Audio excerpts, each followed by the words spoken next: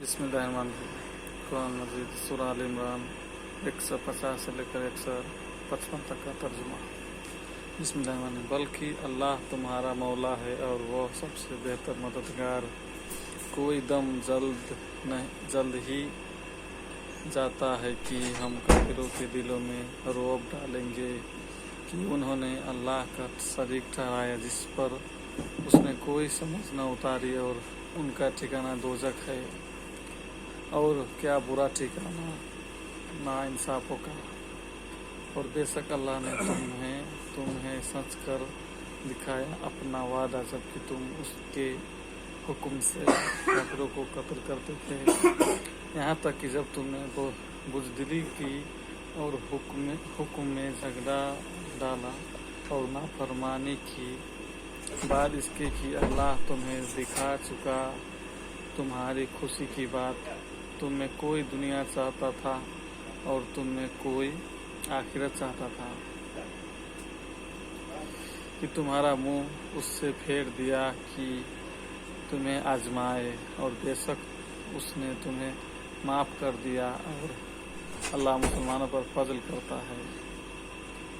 और जब तुम मुंह उठाए चले जाते थे और पीठ फेर कर किसी को न देखते, और दूसरी जमात में हमारे रसूल तुम्हें पुकार रहे थे, तो तुम्हें गम का बदला गम दिया, और माफ़ी इसलिए सुनाई कि जो हाथ से गया और जो उकताद पड़ी उसका रंज न करो, और अल्लाह को तुम्हारे कामों की खबर है।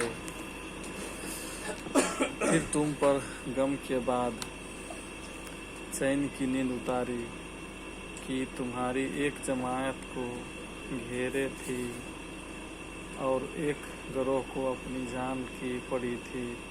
अल्लाह पर वो बेजा गुमान करते थे, जाहिलियत के से गुमान कहते, इस काम से में कुछ हमारा भी इख्तियार है।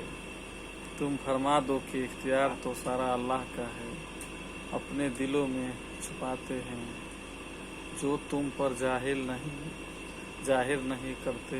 कहते हैं हमारा कुछ बस होता तो हम यह न मारे जाते। तुम फरमा दो कि अगर तुम अपने घरों में होते जब भी जिनका मारा जाना लिखा जा चुका था, अपनी कत्ल गाहों तक निकल कर आते,